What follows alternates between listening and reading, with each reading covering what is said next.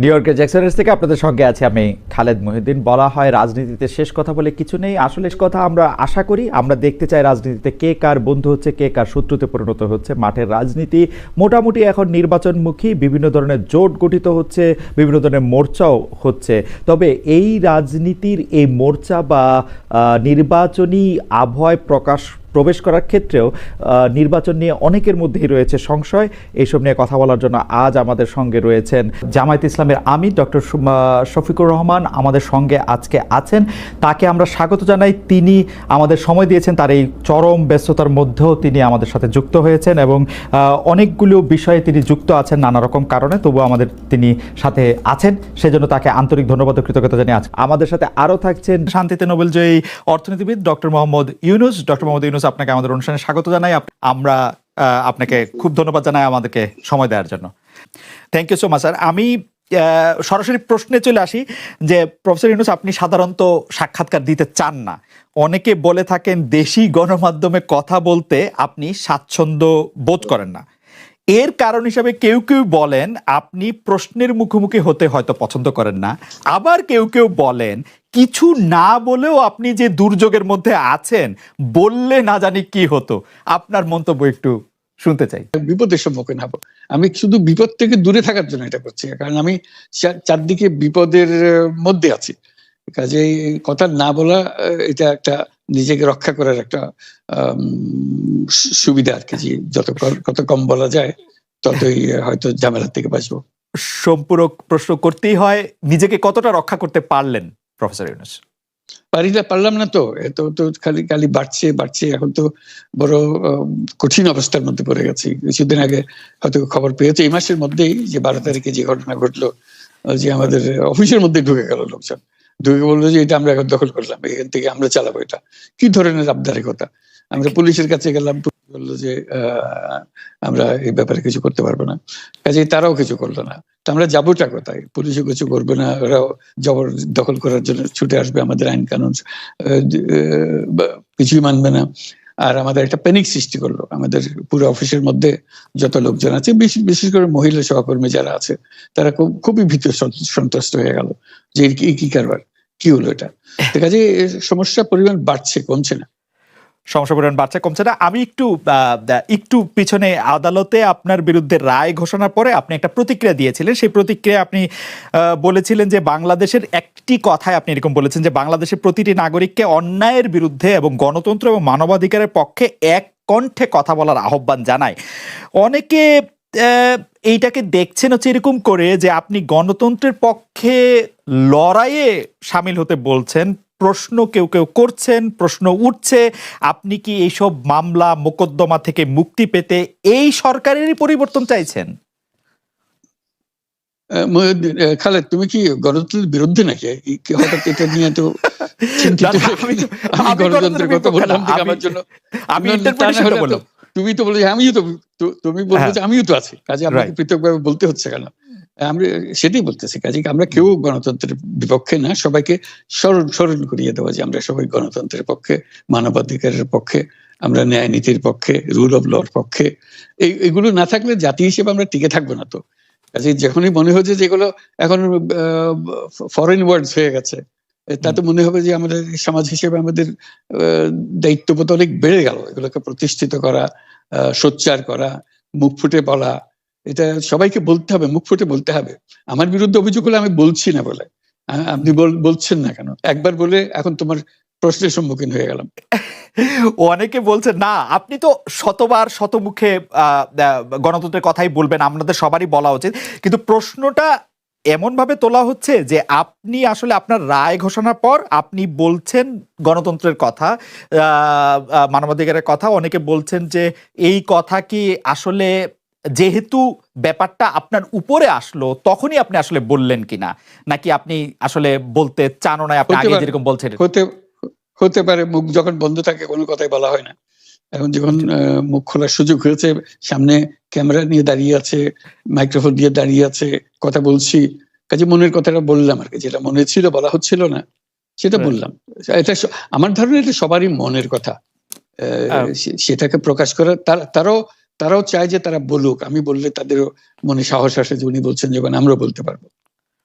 Professor Yunus, আপনি যখন বলছেনই তখন আমি এই কথাটাকে একটু ইলাবোরেশন আপনার কাছ থেকে আশা করতে পারি, যে আপনি যখন বলছেন যে গণতন্ত্র মানবাধিকারের পক্ষে এক কণ্ঠে কথা বলার আহ্বান আপনি জানাচ্ছেন, আপনার কাছে কি মনে হচ্ছে যে গণতন্ত্র মানবাধিকারের পক্ষে এখন বহু পক্ষ বহু কণ্ঠ, এটা আসলে এক কণ্ঠে কেউ বলতে পারছে না বা সাহস পাচ্ছে না বা বলছে না, এরকম আপনার মনে হচ্ছে কিনা? আমার মনে হচ্ছে তাই, কারণ বলতে পারছে না তো, মুখ খুলে সব গণতন্ত্রের কথা বলতে পারছে না, কাজে সেটা বলা, এক বাক্যে বলা, পরিষ্কার কণ্ঠে বলা, এটা আমাদের সবার দায়িত্ব, তো জাতীয় দায়িত্বটা, যে না হলে গণতন্ত্র বলে কিছু থাকবে না আমাদের জন্য, আদৌ গণতন্ত্র বলে কিছু থাকবে না। অনেকেই বলে থাকেন যে বাংলাদেশে রাজনীতি করতে হলে ভারতের সাথে একটা বড় সম্পর্ক রেখে রাজনীতি করতে হবে। আপনার কাছে কি মনে হয় এই সময় ভারতের সাথে বড় সম্পর্ক কারা রাখতেছেন, এবং জামায়াতে ইসলামীর সাথে ভারতের সম্পর্ক আসলে কেমন?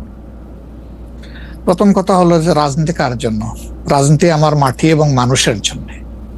সুতরাং আমার সম্পর্কটা হবে জনগণের সাথে, আমার সম্পর্ক হবে আমার মাটির সাথে। এটা আমার 1 নম্বর প্রায়োরিটি। 1 নম্বর প্রায়োরিটিকে তার জায়গায় রেখে দুনিয়ায় যারা বন্ধু হয়ে এগিয়ে আসবেন দেশ এবং জনগণের কল্যাণে, আমরা সবাইকে আমরা স্বাগত জানাবো, অভিনন্দন জানাবো এবং বুকে ধারণ করব। কিন্তু যদি এই সম্পর্ক রাখার অর্থ এটি হয় যে কোনো রাষ্ট্রের আনুকূল্য নিয়ে অথবা রাষ্ট্রকে সন্তুষ্ট রেখে কোন ধরনের রাজনৈতিক কর্মকাণ্ড পরিচালিত হবে, আমরা তার সম্পূর্ণ বিরোধী। ওকে, এই ক্ষেত্রে কেউ কেউ বলতেছেন যে বিএনপির সাথে ভারতের একটি সম্পর্ক দেখা যাচ্ছে, আবার কেউ কেউ উল্টোটা বলতেছেন ডক্টর মোহাম্মদ ইউনূস ভারতের সাথে সম্পাদিত শেখ হাসিনা সরকারের কোনো চুক্তি আলোর সম্মুখে আনছেন না এবং তার কোনোটি বাতিল করছেন না, কারণ ডক্টর মোহাম্মদ ইউনূস সরকারেরও ভারতের সাথে একটি নিবিড় এবং প্রবল সম্পর্ক রয়েছে। আপনি এই দুটি কিভাবে বিবেচনা করেন, যে বিএনপির সাথে কি আসলে ভারতের একটি প্যাক্ট আছে? ডক্টর মোহাম্মদ ইউনূস কি ভারতের কাছে মুখে যাই বলুন খুবই নতজানু সরকার? মানে হোয়াট ইজ আপনার বিশ্লেষণ একটু শুনতে চাই। আসলে প্রথমটা আপনি যেমনটি শুনছেন আমিও তেমন শুনতেছি, আমার কাছে এর কোনো ডকুমেন্ট নাই। আর দ্বিতীয়টা যেটা বলতেছেন ডক্টর ইউনূস সাহেবের ব্যাপারে, আমি এর কোনো আলামত দেখতে পাচ্ছি না যে উনি ভারতের কাছে নত জানু, এর কোনো আলামত আমার কাছে স্পষ্ট নয়। ভারতের সাথে রাদার আমরা ভারতকে বিভিন্ন বিষয়ে তার সাথে কনফ্লিক্টে দেখতে পাচ্ছি। ভারতের সাথে হাসিনা সরকারের সম্পাদিত চুক্তিকে তিনি সামনে আনতেছেন না, এইটা একটা অভিযোগ। আরেকটা অভিযোগ হচ্ছে ভারত একতরফাভাবে ট্রান্সশিপমেন্ট এবং স্থলবন্দর দিয়ে মাল আনা নেওয়া বাতিল করলো, এর বিপরীতে বাংলাদেশ কোনো ব্যবস্থাই নেয় নাই এখন পর্যন্ত। আসলে বাংলাদেশের নেওয়ার সেই সুযোগটাও কতটুকু আছে না আছে সেটা বিবেচনায় নিতে হবে। 2 নম্বর হচ্ছে যে ইউনূস সরকার এখন দায়িত্বে আছেন, আমি ক্ষমতায় বলবো না, এই দেশের জনগণই তাকে দায়িত্ব দিয়েছে, উনি দায়িত্বে আছেন। উনি দায়িত্বে আসার পরে এটা ঠিক যে ভারত বলেছে নির্বাচিত সরকার আসলে তারা দেশকে সহযোগিতা করবে, তা এখানে কি বার্তা দেওয়া হলো তাহলে? সুতরাং এটা কোনোভাবেই টিকে না বিষয়টা। আর এই সরকারের অনেকগুলা প্রায়োরিটি আছে। চুক্তি সম্পাদন হয়েছে 2টা মানে সরকারের মধ্যে ইতিপূর্বে। সেই সরকার নির্বাচনে তার আইনগত এবং নৈতিক বৈধতা কতটুকু ছিল সে নিয়ে হয়তো প্রশ্ন থাকতে পারে, কিন্তু 2টা সরকারের মধ্যে চুক্তি সম্পাদিত হয়েছে এবং পলিটিক্যাল গভর্নমেন্ট দুইটাই, ইন্ডিয়া পলিটিক্যাল গভর্নমেন্ট, বাংলাদেশেও পলিটিক্যাল গভর্নমেন্ট। এই ধরনের কিছু ম্যাটার আছে যেগুলো আসলে পলিটিক্যাল গভর্নমেন্টকেই রিজলভ করতে হবে। যেমন কিছুদিন আগে আপনারা মানবিক করিডোর নামে একটা বিষয়ের কথা শুনেছেন, আমরা কিন্তু A to Z বলেছি নো, এটাই সরকারের ফাংশন হওয়া উচিত। এরপরে পোর্ট হ্যান্ডলিং এর ব্যাপারেও কথা এসেছে, সেখানেও আমরা বলেছি যে এইটাও এত বড় বিষয়ে সরকারের হাত দেওয়া উচিত হবে না, এই ব্যাপারে আমাদের অবস্থান স্পষ্ট। সুতরাং তারা আরো যে প্রায়োরিটি গুলো আছে, বিশেষ করে কিছু বেসিক রিফরমেশন না করলে আগামীতে একটা গুড গভর্নেন্সের জন্য একটা গুড সরকার গঠন করা সম্ভব হবে না, একটা ভালো ইলেকশন হবে না, এই বিষয়গুলোকেই এখন মূলত প্রাধান্য দেওয়া হচ্ছে। দুটি বিষয়, রাষ্ট্রের দুটি স্তম্ভ সম্পর্কে আপনাকে প্রশ্ন করব। আপনি এখন এই মুহূর্তে বা গত 10 মাস 11 মাসের ডক্টর ইউনূস সরকারের শাসনে আপনার কাছে বিচার বিভাগকে যথেষ্ট স্বাধীন এবং সকর্মক মনে হয় কিনা? আরেকটি বিষয় ফ্রিডম অফ প্রেস। আমি যথেষ্ট স্বাধীন মনে করি না।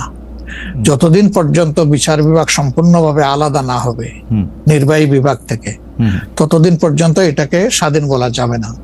যেমন বিচার বিভাগের একটা ডিমান্ড আমাদের আছে যে এটাকে স্বাধীন করার জন্য স্বাধীন সচিবালয় গঠন করতে হবে, সেটা এই সরকারের একটা অঙ্গীকারের মতোই ছিল, কিন্তু এখন পর্যন্ত সেটা হয়নি। আমরা এটা দেখতে চাই যে অবিলম্বে সেটা হোক।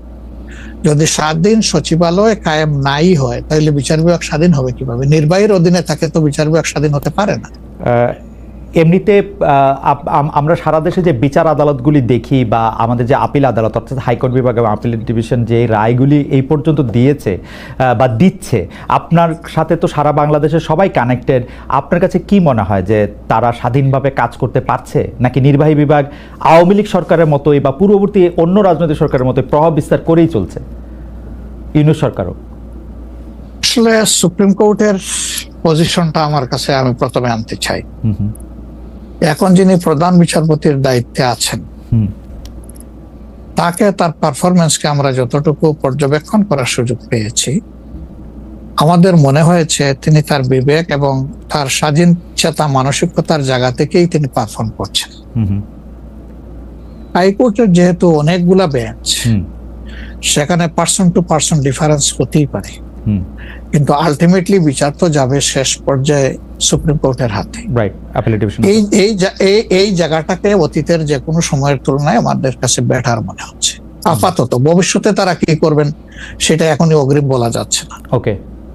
আর বিচার আদালতের প্রশ্নে মানে জজ অ্যান্ড সেশনস কোর্ট যেগুলি, ডিস্ট্রিক্ট জজ অ্যান্ড সেশনস কোর্ট যেগুলি আছে 64টা জেলা এবং অন্যান্য ট্রাইব্যুনালগুলি, তারা কি স্বাধীনভাবে কাজ করতে পারছে? আমাদের কাছে যতটুকু ইনফরমেশন, সব জায়গায় তারা স্বাধীনভাবে কাজ করতে পারছেন না। বিভিন্ন আনডিউ প্রেসার তাদের উপরে আছে। এটা কি নির্বাহী বিভাগের উপর থেকে, নাকি এটা জামাতে ইসলামী প্রেসারটা দিচ্ছে বা বিএনপি প্রেসারটা দিচ্ছে বা এনসিপি প্রেসারটা দিচ্ছে? আমরা তো কোনো প্রেসারের পক্ষে নাই। আমরা always in favour of fair justice. আমরা আনফেয়ার কোনো জাস্টিস চাই না, আমরা চাই ফেয়ার জাস্টিস। এখন আর কারা দিচ্ছে না দিচ্ছে, আপনার টক শোতেই আপনি মেনি টাইমস বলেছেন, আমাকে উত্তর দেওয়ার দরকার নাই। আপনি যথেষ্ট জনগণের পক্ষে মতামত ব্যক্ত করার জন্য আপনি বহু সময় এই কথাগুলো রিপিট করেছেন। আমরা কিন্তু এর পক্ষে নাই এবং আমাদের বিরুদ্ধে এই ধরনের কোনো কমপ্লেইন কোথাও নেই। আর যদি ফ্রিডম অফ প্রেসের কথায় আসি, অর্থাৎ সংবাদপত্রের স্বাধীনতা বা গণমাধ্যমের স্বাধীনতা প্রশ্নে আপনার কাছে এই 10 মাসের বিবেচনা যদি চাই বা বিচার যদি চাই, আপনি কেমন দেখছেন যে স্বাধীনভাবে মত প্রকাশ করা যাচ্ছে কিনা? মানে সংখ্যা যারা সংখ্যায় কম তারাও তাদের মতামত দিতে পারছে কিনা? জি না, সেটা আমি আসতেছি। যদি আপনি in comparison two previous period, that is last 15.5 years, even another 2 years you can add with it. So-called caretaker সরকারের 2 বছর, পরবর্তী 15.5 বছর। অনেক সময় প্রেস আমাদেরকে বলতো, আমরা যখন জিজ্ঞেস করতাম যে এই ধরনের একটা জলজ্জন্ত মিথ্যাচার কেমনে করলেন, ওই যে কিছু করার নাই, স্ক্রিপ্ট লেখা ছিল, আমাদেরকে এটা জাস্ট ব্রডকাস্ট করতে হয়েছে। তো এখন সেই পরিস্থিতি এরকম নাই বলে আমাদের কাছে মনে হয়। তারপরেও আমরা প্রেসের কাছ থেকে বিভিন্ন সময় শুনি তাদের কিছু কনসার্নের জায়গা এখনো বিদ্যমান। কেউ এখনো তাদের উপরে আনডিউ প্রেসার দিয়ে থাকেন, এটা করতে পারবেন, এটা করতে পারবেন না। এটা যদি থাকে, একটা মিনিমাম রেঞ্জেও থাকে, তাহলে তো আমরা কমপ্লিট ফ্রিডম অফ স্পিচ বলতে পারছি না, ফ্রিডম অফ এক্সপ্রেশন আমরা বলতে পারছি না। এটা কিছুটা যে এখনো প্রিভেল করছে, এটা আমরা অনুভব করি। তবে আমরা ফিল করি যে প্রেসকে তাদের মতোই রোল প্লে করতে দেওয়া উচিত। আর প্রেসের কাছেও আমাদের প্রত্যাশা, তারা যেন সাদাকে সাদাই বলেন, সাদাকে অন্তত ধূসর বানাবেন না, এবং কালোকেও তারা মানে সার্ফ এক্সেল দিয়ে সাদা বানাবেন না। 5 আগস্টের পর এই প্রশ্ন অবশ্য অনেকবার আপনার সামনে এসছে। তারপর আমি আপনাকে বলি, যেহেতু আপনার সাথে আমার দেখা হচ্ছে নতুন একটা ঘটনার পরে, এই প্রসঙ্গে নতুন একটা ঘটনার পরে, আপনি কিন্তু যে কোনো জায়গাতে এক ধরনের সমন্বয়ের প্রত্যাশী একজন মানুষ, ক্ষমা করার পক্ষে একজন মানুষ। আপনি সর্বশেষ যে আওয়ামী লীগের রাজনীতি নিষিদ্ধ করা হলো এবং দলকে আসলে তার সকল কার্যক্রম নিষিদ্ধ করা হলো, এইটা নিয়ে আমরা দেখেছি যে আপনার দলকে যারা সমর্থন করেন তারাও সেই নিষিদ্ধের দাবি করেছেন। কিন্তু আমি আপনার পার্সোনাল মতামত জানতে চাই যে আপনি এটা আসলে লাইক করেছেন কিনা, বা আপনি এটা পছন্দ করেছেন কিনা, বা আপনার যদি একক ক্ষমতা নেয়ার মানে সিদ্ধান্ত নেয়ার, আপনি আপনার একক সিদ্ধান্ত প্রয়োগ করতেন, তাহলে আপনি এটা করতেন কিনা?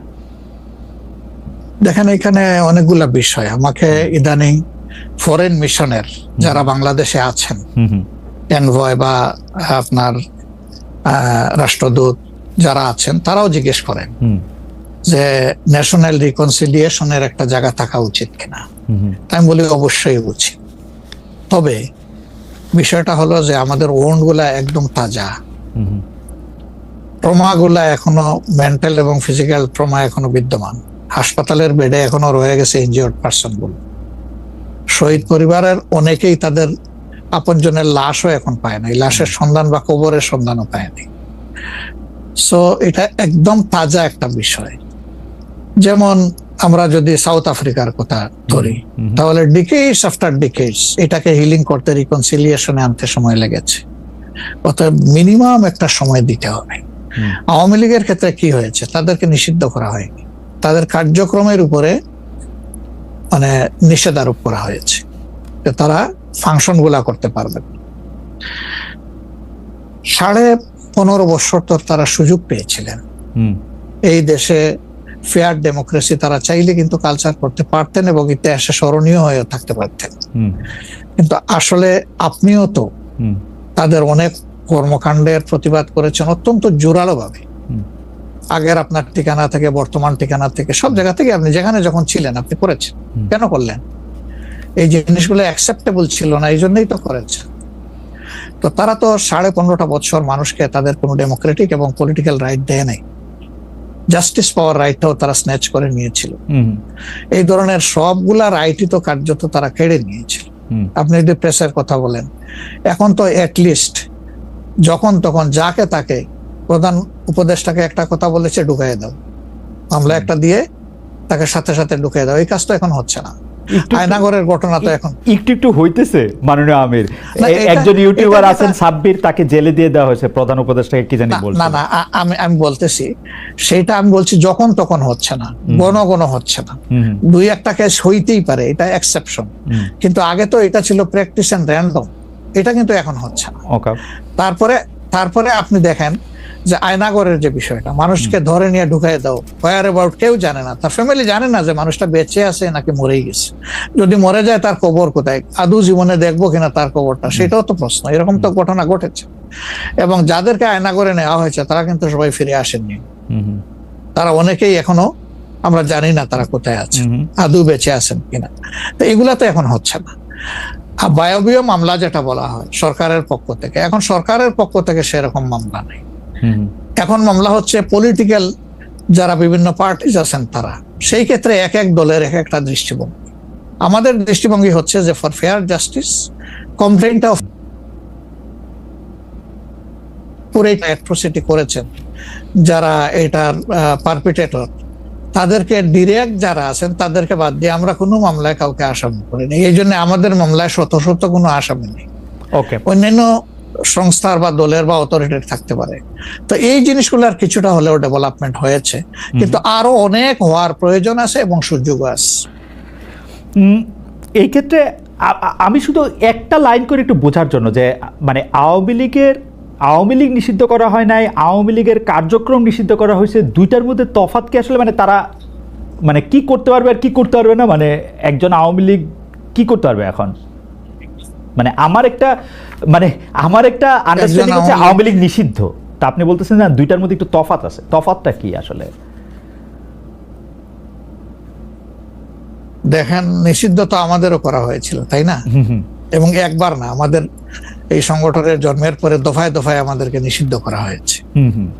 নিষিদ্ধ যখন কোনো সংগঠনকে করা হয় তখন এই সংগঠনের ব্যক্তিরাও বিভিন্ন ধরনের সমস্যায় পড়ে যান, এর সাথে রিলেটেড ব্যক্তিরা, এমনকি তাদের স্বাভাবিক জীবনযাত্রাটাও তাদের পক্ষে চালায় নেওয়া সম্ভব হয়।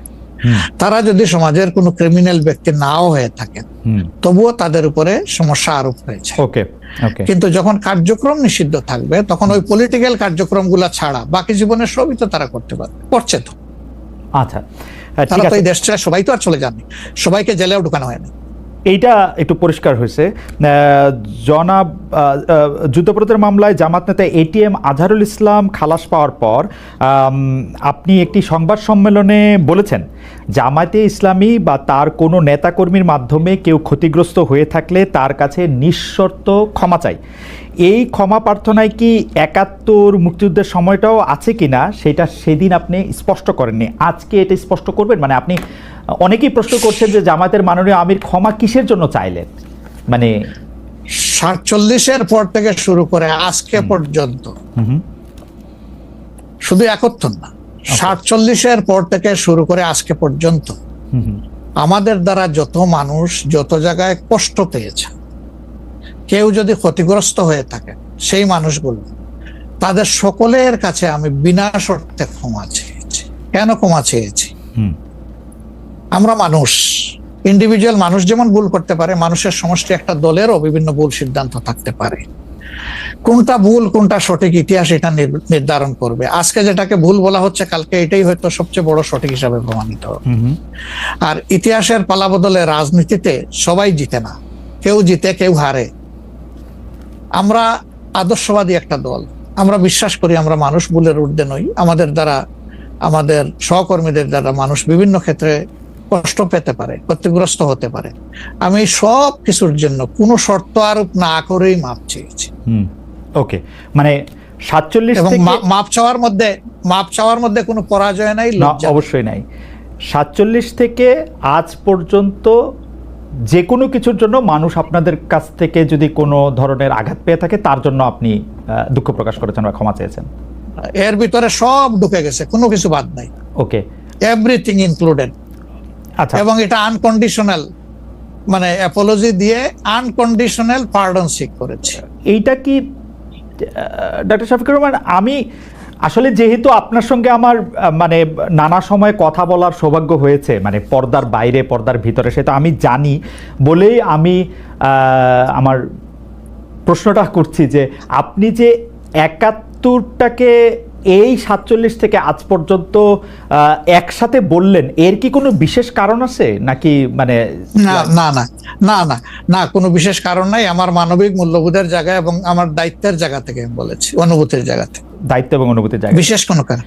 আচ্ছা, আমি আবার ২-৩ দিনের ঘটনা একটু আসি। আমরা দুইটা ঘটনা আমরা দেখেছি যে আমাদের অনেককে ব্যথিত করেছে। একটা হচ্ছে লালমনিরহাটে একজন যিনি নরসুন্দর, তিনি এবং তার ছেলেকে খুব আয়োজন করে মারধর করা হচ্ছে এবং তাদেরকে টেনে নিয়ে পুলিশের কাছে নিয়ে যাওয়া হয়েছে। এবং আরেকজন যিনি ২০১৮ সালের ডিসেম্বরের রাতের ভোট বলে খ্যাত নির্বাচনের যে প্রধান নির্বাচন কমিশনার, তাকে আসলে খুবই অপমানজনকভাবে মানে থানায় নিয়ে যাওয়া হয়েছে এবং সেটা আবার ভিডিও করা হয়েছে।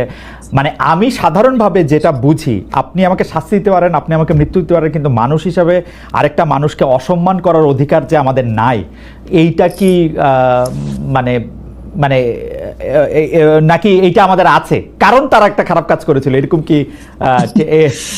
মানে আমি জানি না, মানে অনেকে তার আরেকজন, জি আপনি বলেন, আরেকজন খারাপ কাজ করেছেন বলে আমিও করব, এটা কোনো যুক্তি?